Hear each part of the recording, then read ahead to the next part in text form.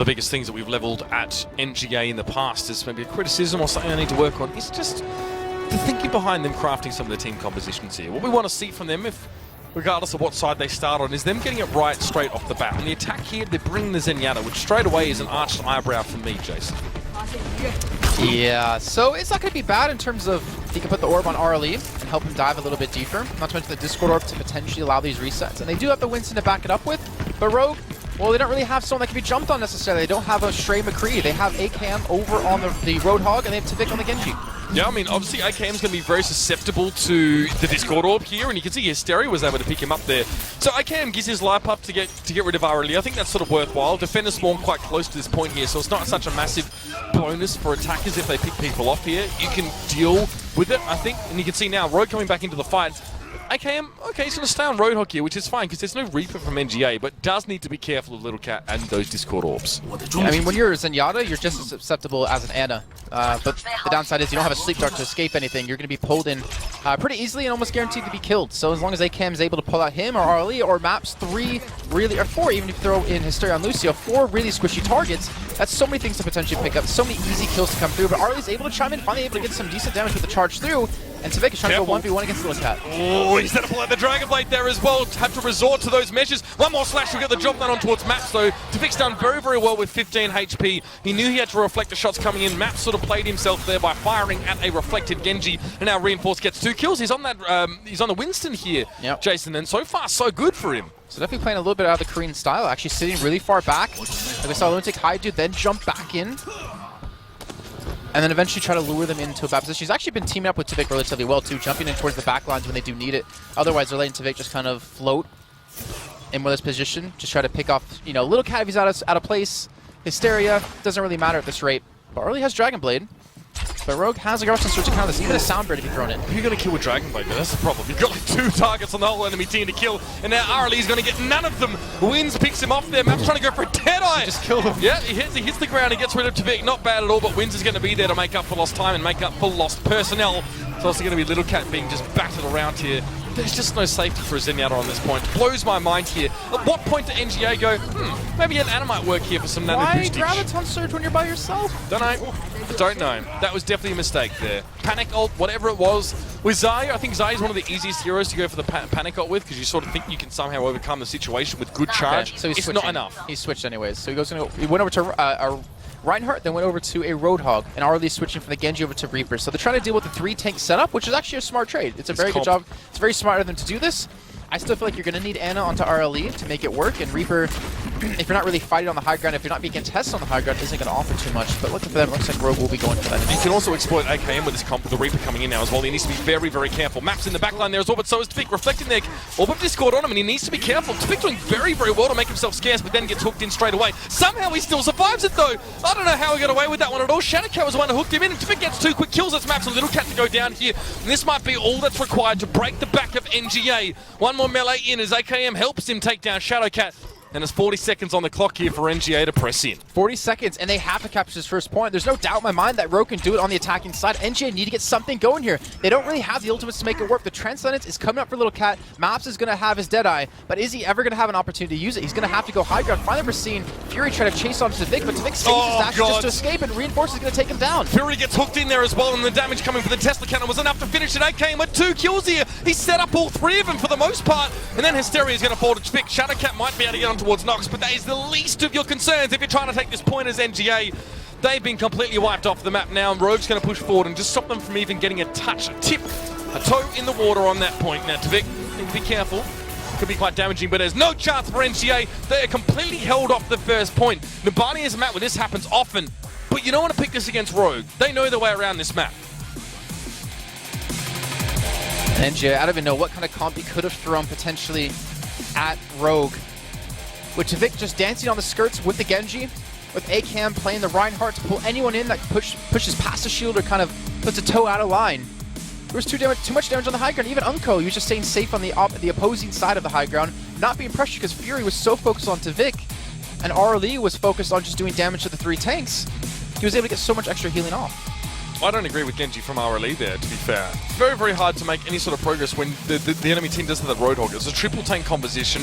and then there's a Genji. So you can't even pick off that Genji easily as him. So you need to go on towards the Ana or the Lucio, which are easy to catch. I mean, especially with Unco on the other side of the map. You saw a lot of mechanical differences between the two teams, between like Maps and Tvik, where Maps was actually shooting at or reflecting Genji, and when it came time to actually be able to hit him, he had to reload. He actually could have killed him in one shot because he had what, like 15, 30 HP left. Then you saw other times later when Tvik actually dashed into the high ground to fight against him, to fight against Maps and Little Cat, the flashbang just completely whiffs, which it happens from time to time, but you cannot let it happen when there's this much riding on this game. Misses the flashbang, Tvik gets the resets with like 30 HP, gets back out to get healed, comes back in, picks up even more. So a lot of those mistakes just cannot happen. Just play Reaper Ana. So Reaper Ana against this comp's not bad actually. But if Rogue were to switch things up and play like a McCree on the other opposing side, then it's not going to offer too much. But if you're forcing switches, that's fine because you already come into like, if you're forcing a switch, that's not something to complain about. I don't know. Reaper Ana, it's good. There's a Nyata here as well for Little Cat. It's super unconvincing for me, even up against a triple tank comp, because there's just not enough to back up the damage there when you're fighting on multiple levels as well. Diva, Winston, Roadhog. So looks like they want to take the high ground to the right side directly with the help of the Diva to mitigate a lot of the healing that Ana can do, but actually going to rush straight through main here. They don't even care. This could be very, very quickly over. Winston's going to go up to the top side here, try and block it damage or whatever he can. Now he's going to get jumped on here, but the joke's on them because the hook comes straight on in there as well. Tvik falls first though. Maps finds him. Nicely laid hook there from that Roadhog. And this is the kind of Rogue going for something a little bit different, a bit weird, and safe to say, it doesn't really have the impact they were probably intending it to. Yeah, not at all. I think this was not necessarily 100% okay, they're done with that. Real composition out of them, yeah. I wasn't sold by the Diva there, especially with the way it was played. What's up? Well, first it's for information, but also maybe Rogue are hoping to get NGA just complacent into what they've got with these picks now, because AKM switched over towards the Reaper here away from the Roadhog, so... You hold tab, though, and you can see the switch, so, I don't know, it shouldn't really be too big of a thing for them if you're ideally paying for attention, but at the same rate, like, with the pressure that's on them and with the mistakes they've already made, maybe this is something they're not looking at. Reinforce gets put to sleep very, very quickly, but still around to hang around for most of the fight here. NGA! Okay, looking pretty good here. It's going to be Little Cat, RLE, and Maps getting 3 kills, and that's enough to take Rogue out of the fight. Wins on Diva. I mean, I know Wins doesn't like playing Zarya on this map because he feels like he can't get good charge if he's walking in on the balcony or something like that, but I don't love the Diva. Maybe you could put Reinhardt for Reinforce and then have Wins play the Winston. I'm not really sure either way. Hasn't worked out for them so well so far, and now there's a couple of ults up for NGA. I mean, the Diva does act as like a sort of Zarya because you can stop Roadhog from one-shotting someone, you can stop a lot of Ana healing too, which is actually different than what Ana can do, but finally the fight does break out. Good shield. The shield's going to block the bottom grenade from coming through, so it doesn't mitigate much of the healing. The sleep dart's even going to miss, and now he's just going to be focused down. Yeah, I mean, Reinforce has done a lot of work in this fight. Tvik couldn't Dragon Blade earlier on. He actually had Dragon Blade at the start of the fight, but he saw the sound barrier come out from Mysteria straight away. He thought there was no point, and he was right. RLE finds Reinforcer now, and Rogue, again, sort of being cut down. Now, all they need to do is capture this first point. The last thing they need is a mental block, and the last thing they need, Jason, is to get stuck on these picks. So, if it's going to be time to change, they should do it. However, Tvik's going to have the Dragon Blade, there will be a Nano Boost available, and Rogue know that there's not going to be a sound barrier from NGA in this fight. And the Self-Destruct as well can dislodge them from this high ground because they have no shield to really hide behind unless Shadowcat saves his particularly just for that rate, or just for that moment, and Fury is able to do the same.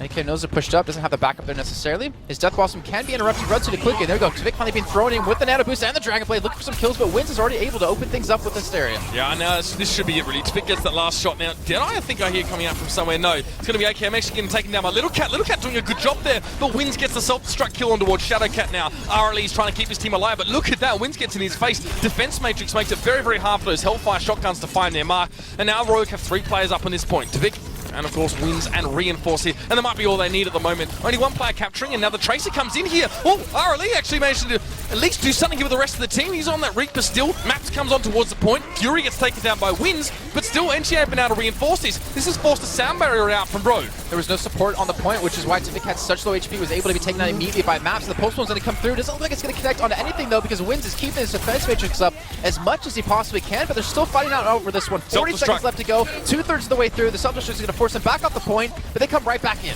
pretty sure Rins picks off Arlie with a Bunny Blaster in that last fight. That's pretty interesting. Graviton Surge now coming on in. This is a great opportunity for Maps to do some damage. Maybe if he just held on towards the Pulse Bomb later or earlier on in the fight, this actually might have netted him a few more kills, because Devik takes down Shadowcat. Maps finally falls to wins, and Rogue, it's been an arm wrestle over a long period of time. It's been back and forth stuff. It's been a bit of a seesaw in this round, but Rogue now are on the point. They're going to take the point, they're going to take the map, and they're going to take the series. Their ticket has been booked to the grand final with Lunatic High tomorrow.